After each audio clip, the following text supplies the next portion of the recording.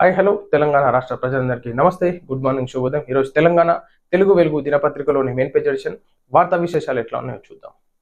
October 2న కొత్త రాజకీయ party ప్రారంభం.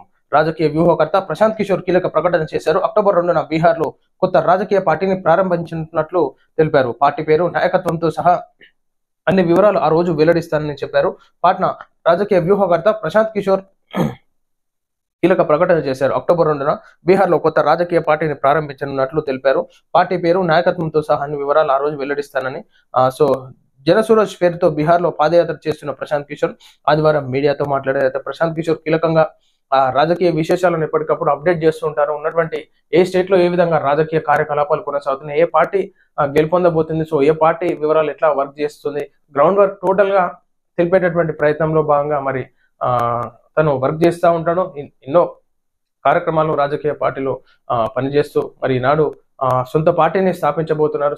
ఏ విధంగా మూమెంట్ ఉంటుందో కూడా మనం చూసుకోవాలి. తనది బావమరిదితో లీగల్ నోటీసు పంపితే మాట్లాడడం ఆపేస్తాననుకున్నావా?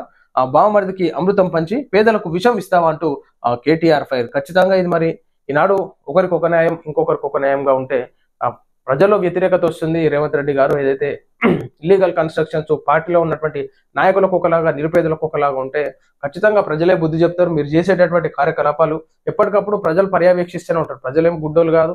మీరు చేసే పనులు ఏం దాచుకునేటటువంటి ఏముండే. ఖచ్చితంగా ఈనాడు మీరు ఏ విధంగా చేస్తున్నారో ప్రజలు దానికి బుద్ధి చెప్తారు. ఢిల్లీలోని బీజేపీ దోస్తులు నిన్ను కాపాడటం కష్టమేనంటూ ట్వీట్. ఆదర్శ్ స్కామ్ లో అశోక్ చవాన్ లాగా నువ్వు దొరికావంటూ వ్యాఖ్యలు. సీఎం రేవంత్ రెడ్డి నాయకత్వంలోని కాంగ్రెస్ ప్రభుత్వంపై బీఆర్ఎస్ నేతలు పోరాటం ఉధృతం చేశారు. తాజాగా BRS party working president KTR social మీడియాలో ఆసక్తికరంగా స్పందించారు. ముఖ్యమంత్రి తాను నిర్వహిస్తున్న శాఖలోనే తన బావమరిదికి చెందిన సోదా కంపెనీకి 1137 కోట్లు కట్టబెట్టింది నిజం. అవినీతి నిరోధక చట్టంలో 7, 11, 13 సెక్షన్లు ముఖ్యమంత్రి ఉల్లంఘించింది నిజమని స్పష్టం చేశారు. బావమరిదితో లీగల్ నోటీసు పంపితే నీ ఇల్లీగల్ దందాల గురించి మాట్లాడడం ఆపేస్తాననుకున్నావా? బావమరిదికి అమృతం పంచి పేదలకు విషం ఇస్తుంటే ఊరుకోము. సోదా అనే కంపెనీ గత 2 ఏళ్లుగా 2 కోట్ల లాభం మాత్రమే ఆర్జించిన ఒక చిన్న కంపెనీ. ఇక ఢిల్లీలో ఉన్న నీ బీజేపీ దోస్తులు కూడా నిన్ను కాపాడటం కష్టమే. దేశంలో న్యాయ వ్యవస్థ బలంగా, నిజాయితీగా ఉంది. ఆదర్శ్ కుంభకోణంలో అశోక్ చవాన్ లాగా నువ్వు దొరికావు. రాజీనామా తప్పదు అని కేటీఆర్ వ్యాఖ్యానించారు. వాస్తవానికి ఈనాడు రాజకీయంలో ఉంటే అతీతంగా, బంధువులకు అతీతంగా, చుట్టాలకు అతీతంగా, సొంత వారికి అతీతంగా ఈనాడు వర్క్ చేయాలి. ఒక ముఖ్యమంత్రిగా ఉన్నప్పుడు కానీ బంధువులను ఒకలాగా, ఇంటి వాళ్ళని తన వాళ్ళు అనుకొని ఈనాడు ప్రజల మీద హైడ్రా ఏ విధంగా దూసుకెళ్తుందో మరి పార్టీలో ఉన్నటువంటి నాయకుల మీద ఎందుకు దూసుకెళ్తలేదు? ఇది ఈనాడు ప్రజల్లో వ్యతిరేకత అనేది స్టార్ట్ అయింది.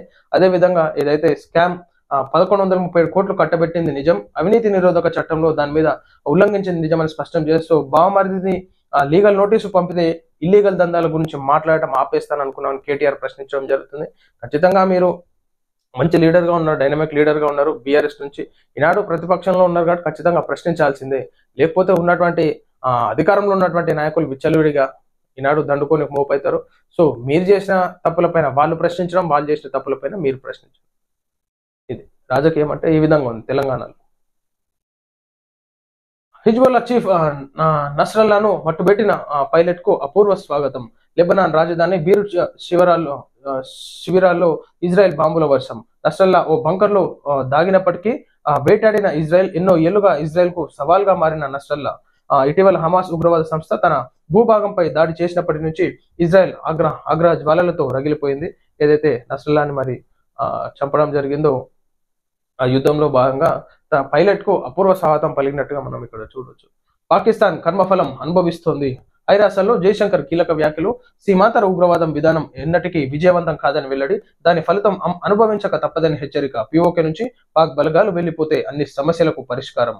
పాకిస్తాన్ ప్రస్తుతం ఎదుర్కొంటున్న పరిస్థితికి కారణం ఆ దేశ స్వయంకృత ప్రధానమేనని, కర్మఫలం అనుభవిస్తుందని భారత విదేశాంగ మంత్రి జయశంకర్ పేర్కొన్నారు. ఎవరు చేసుకున్న కర్మ వారు అనుభవించాల్సిందేనని అన్నారు. సీమాంతర ఉగ్రవాదాన్ని ప్రోత్సహించే విధానం ఎన్నటికీ విజయవంతం కాబోదని జోస్యం చెప్పారు. ఈ మేరకు ఐక్యరాజ్య సమితి జనరల్ అసెంబ్లీ 79వ సెషన్లో జయశంకర్ ప్రసంగించారు. ఖచ్చితంగా ఈనాడు ఏదైతే పాకిస్తాన్ ఆర్థిక వ్యవస్థ క్షీణించిపోయింది, అక్కడ ఉన్నటువంటి ప్రజల్లో ఈనాడు దుర్భర స్థితి అనుభవించాల్సి వస్తుందంటే అది ఎవరు చేసుకున్న పాపానికి వాళ్ళే ప్రతిఫలం అనుభవించాల్సి వస్తుంది అన్నట్టు ఇక్కడ శంకర్ గారు చెప్పడం జరుగుతుంది.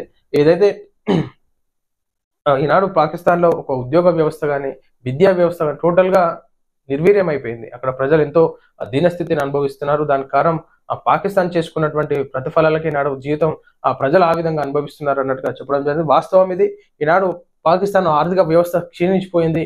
ఈనాడు అక్కడ ఉన్నటువంటి రాజకీయ పరిస్థితుల్లో ప్రజలు ఎవరు నమ్మేటటువంటి ప్రసక్తే లేదు. సో తీవ్రంగా ఆ రాజకీయ నాయకులపైన వ్యతిరేకం ఆ ప్రజలకు మొదలైంది. సో ఖచ్చితంగా మార్పులు రావాలంటే ఉన్నటువంటి పాకిస్తాన్ ఆక్యుపైడ్ కాశ్మీర్ని వదిలిపోతేనే బాగుంటది అన్నట్టుగా ఇక్కడ తెలపడం జరిగింది. ఈ యుద్ధాలతోనే ఆర్థిక వ్యవస్థ క్షీణించిపోవడం, ఉన్నటువంటి ఉగ్రవాదులని అక్కడ డెవలప్మెంట్ చేయడంతో ఆర్థిక వ్యవస్థ ఇంకా క్షీణించిపోతుంది. ఈనాడు భారత్తో ఏ విధమైనటువంటి సత్సంబంధాలు లేకుండా ఇతర దేశస్తులతోని మరి డెవలప్మెంట్ చేసుకునే విధంగా అప్పులు తెచ్చుకోవడం చైనా దగ్గర నుంచి పాకిస్తాన్ ఈనాడు ఆ విధంగా ఆర్థిక వ్యవస్థ క్షీణించిపోయడానికి కారణం.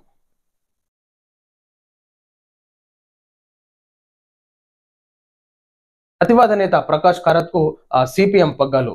అతివాద నేత ప్రకాష్ కారత్ కు సిపిఎం పగ్గాలు తిరిగి అప్పగించినట్లు తెలుస్తున్నది. అతివాద నేత ప్రకాష్ కారత్ కు సిపిఎం పగ్గాలు తిరిగి అప్పగించినట్లు ఇటీవల సిపిఎం ప్రధాన కార్యదర్శిగా సీతారాం యేచూరి అనారోగ్యంతో మరణించడంతో ఆ పదవికి నేతను ఎన్నుకోవాల్సి వచ్చింది. సాధారణంగా సిపిఎం లో మాట్లాడేందుకు ఒకసారి జరిగే పార్టీ జాతీయ మహాసభలో ప్రధాన కార్యదర్శిని ఎన్నుకుంటారు. వచ్చే ఏడాది ఏప్రిల్లో జరిగే పార్టీ మహాసభలో పూర్తిస్థాయి ప్రధాన కార్యదర్శిని ఎన్నుకునే వరకు పార్టీకి సారథ్యం వహించాల్సిందిగా సిపిఎం పోలిట్ బ్యూరో కేంద్ర కమిటీ ప్రకాష్ కారత్ ను కోరినట్లు తెలుస్తుంది. శనివారంలో సిపిఎం పోలిట్ బ్యూరో ఆదివారం కేంద్ర కమిటీ సమావేశం జరిగాయి. ఖచ్చితంగా ఏదైతే యేచూరి గారి మరణం చాలా బాధాకరం. సో ఆ స్థానంలో మరి ఎవరైతే ఉన్నటువంటి పార్టీ కార్యకలాపాలను కొనసాగించాలి కాబట్టి సో తనను ప్రకాష్ కారత్ కు మరి సిపిఎం పగ్గాలు కూడా వచ్చే విధంగా ఈనాడు పార్టీ సీనియర్ ఉన్నటువంటి పెద్దలు ఆలోచిస్తూ సో జరిగేటటువంటి ఎలక్షన్స్ లో భాగంగా 3 ఏళ్లకోసారి జాతీయ పార్టీ మహాసభలో ప్రధాన కార్యదర్శిగా ఎన్నుకుంటారు. సో అది జరిగే వరకు ఈనాడు దాంట్లో కొనసాగాలి, ఆ బాధ్యతలు చేపట్టాలన్నట్టుగా ఇక్కడ కోరడం జరిగింది. మీ కన్నీళ్లు చూస్తుంటే రాతి గుండె కూడా కరిగిపోతుంది, కానీ రేవంత్ గుండె ఎందుకు కరుగుతలేదు?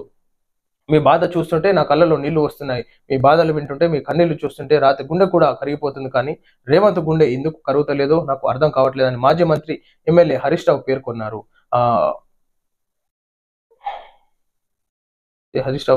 మూసీ హైడ్రా బాధితులకు అండగా నిలిచిన బీఆర్ఎస్ పార్టీ నేతలు హైదర్ షా కోర్టులో బాధితుల ఇండ్లను పరిశీలించారు. ఈ సందర్భంగా హరీష్ రావు మాట్లాడుతూ ధైర్యంగా ఉండండి, ఆత్మవిశ్వాసం కోల్పోవద్దన్నారు. రేవంత్ రెడ్డి ప్రభుత్వం మీ ఇండ్లు ముట్టుకోకుండా మేము అండగా ఉంటామని ధైర్యం ఇచ్చేశారు.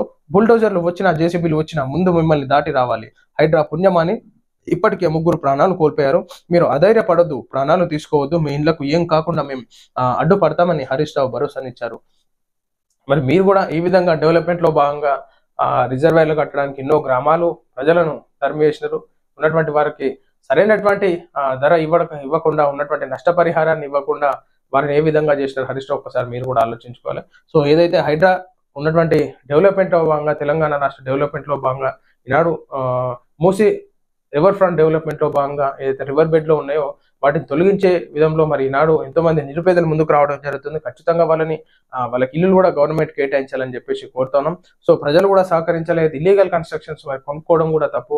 ఏదైతే అమ్మినారో వాళ్ళ దగ్గర నుంచి కూడా మరి ఈనాడు అధికారులు వాళ్ళపైన చర్యలు తీసుకొని ఏదైతే నిరుపేదలకి అమ్మిన వాళ్ళ దగ్గర నుంచి కూడా వాళ్ళు ఇల్లీగల్ కన్స్ట్రక్షన్స్ కాబట్టి ఆ పేదలకు న్యాయం జరిగే విధంగా చేయాలని చెప్పేసి కోరుతున్నాం. సిరియాపై అమెరికా వైమానిక దాడులు, 37 మంది ఉగ్రవాదులు హతం. దాడుల్లో ఇస్లామిక్ స్టేట్ గ్రూప్ అల్ ఖైదాకు చెందిన 37 మంది ఉగ్రవాదులు హతమయ్యారు. పలు ఉగ్రవాద స్థావరాలపై దాడులు జరిపినట్లు అమెరికా సైన్యం ప్రకటించింది. సిరియాలో అమెరికా వైమానిక దాడులు నిర్వహించింది. దాడుల్లో ఇస్లామిక్ స్టేట్ గ్రూప్ అల్ ఖైదాకు చెందిన 37 మంది ఉగ్రవాదులు హతమయ్యారు. పలు ఉగ్రవాద స్థావరాలపై దాడులు జరిపినట్లు అమెరికా సైన్యం ప్రకటించింది. వాయువ్య సిరియాపై దాడి చేసినట్లు యుఎస్ సెంట్రల్ కమాండ్ పేర్కొంది. సిరియాపై అమెరికా దాడి చేసిన క్రమంలో మరి 37 మంది ఉగ్రవాదులు హతమైనట్లుగా మనం ఇక్కడ వివరణ చూడొచ్చు. కేంద్ర మంత్రి నిర్మలా సీతారామన్ రాజీనామా చేయాలి, కాంగ్రెస్ నేత అభిషేక్ సింఘ్వి డిమాండ్. ఎలక్టోరల్ బాండ్లు రాజ్యాంగ విరుద్ధమని సర్వోన్నత న్యాయస్థానం తీర్పునిచ్చిన విషయం తెలిసిందే. బాండ్ల పేరుతో స్కామ్ జరిగిందన్న ఆరోపణలపై ఆర్థిక మంత్రి నిర్మలా సీతారామన్, బీజేపీ జాతీయ అధ్యక్షుడు జేపీ నడ్డాపై కేసు నమోదైంది. ఎలక్టోరల్ బాండ్లు రాజ్యాంగ విరుద్ధమని సర్వోన్నత న్యాయస్థానం తీర్పునిచ్చిన విషయం తెలిసిందే. బాండ్ల పేరుతో స్కామ్ జరిగిందన్న ఆరోపణలపై ఆర్థిక మంత్రి నిర్మలా సీతారామన్, బీజేపీ జాతీయ అధ్యక్షుడు జేపీ నడ్డాపై కేసు నమోదైంది. ఈ క్రమంలో అధికార పార్టీపై కాంగ్రెస్ మరోసారి విరుచుకుపడింది. ప్రజాస్వామ్యాన్ని నిర్వీర్యం చేసేందుకు ఆర్థిక మంత్రి రాజీనామా చేయాలని కాంగ్రెస్ డిమాండ్ చేసింది. అయితే ఎలక్ట్రల్ బాండ్ల విషయంలో మరి నిర్మలా సీతారామన్ జేపీ నడ్డా మీద మరి కేసు కావడం జరిగింది. సో అది ఏ విధంగా ముందుకెళ్తుందో చూసుకోవాలి. ఎలక్ట్రల్ బాండ్ల విషయంలో మరి ఆ కోర్టు కూడా ఆదేశాలు ఇవ్వడం జరిగింది, అది తప్పు అన్నట్టుగా. సో మరి ఏ విధంగా ముందుకెళ్ళబోతుందో చూడాలి. ఎన్నికల సభలో ప్రసంగిస్తూ సొమ్మసిల్లిన ఖర్గే తర్వాత ఏం జరిగిందంటే, కాంగ్రెస్ అధ్యక్షుడు మల్లికార్జున్ ఖర్గే ఎన్నికల సభలో ప్రసంగిస్తుండగా అస్వస్థతకు గురయ్యారు. ఆయనకు కళ్ళు తిరగడంతో పడిపోయారు. ఖర్గే పరిస్థితిని గమనించిన కాంగ్రెస్ నేతలు వెంటనే ఆయనను పట్టుకున్నారు. ఈ వీడియో క్లిప్ సోషల్ మీడియాలో వైరల్ అయింది. శ్రీనగర్ కాంగ్రెస్ అధ్యక్షుడు మల్లికార్జున్ ఖర్గే ఆ ఎన్నికల సభలో ప్రసంగిస్తుండగా అస్వస్థకు గురయ్యారు. ఆయనకు కళ్ళు తిరగడంతో పడిపోయారు. ఖర్గే పరిస్థితిని గమనించిన కాంగ్రెస్ నేతలు వెంటనే ఆయన పట్టుకున్నారు. ఈ వీడియో క్లిప్ సోషల్ మీడియాలో వైరల్ అయింది. అధ్యక్షుడు మల్లికార్జున ఖర్గే ఆ పార్టీ అభ్యర్థి గెలుపు కోసం ఆయన ప్రచారం చేశారు. ఈ సందర్భంగా మాట్లాడిన కేంద్ర ప్రభుత్వం బీజేపీపై మండిపడ్డారు. ఈ వ్యక్తులు ఎన్నడూ ఎన్నికలు నిర్వహించాలని కోరుకోలేదు. సుప్రీంకోర్టు ఆదేశం తర్వాత ఎన్నికలకు సిద్ధమయ్యారు. వారికి ఎన్నికలు అవసరం లేదు. లెఫ్టినెంట్ గవర్నర్ ద్వారా రిమోట్ కంట్రోల్ తో ప్రభుత్వాన్ని నిర్వహించాలనుకున్నారు అని విమర్శించారు. అయితే మల్లికార్జున ఖర్గే గారు మరి ఆరోగ్యాన్ని కాపాడుకుంటూ ఉన్నటువంటి ఎన్నికల కార్యక్రమాల్లో పాల్గొనాలి. ఆ విమర్శల చేసేటప్పుడు ఉన్నటువంటి ఆ బీపీ హై అవుతుంది, లో అవుతుంది. కాబట్టి కార్యక్రమాల్లో పాల్గొనే ముందు కొంచెం కంట్రోల్గా ఉంది, పరిపాలన పైన ఫోకస్ పెట్టి ఒక మంచి నేతగా మీరు ఉన్నారు, కానీ ఆరోగ్యం కాపాడుకుంటూ రాజకీయాల్లో కొనసాగాలని చెప్పేసి కోరుతా ఉన్నాం. సో ఇది ప్రజలారా మనం చూస్తున్నాం ఈరోజు తెలంగాణ తెలుగు వెలుగు దినపత్రికలోని మెయిన్ పేజ్ ఎడిషన్ వార్తా విశేషాలు. నమస్తే.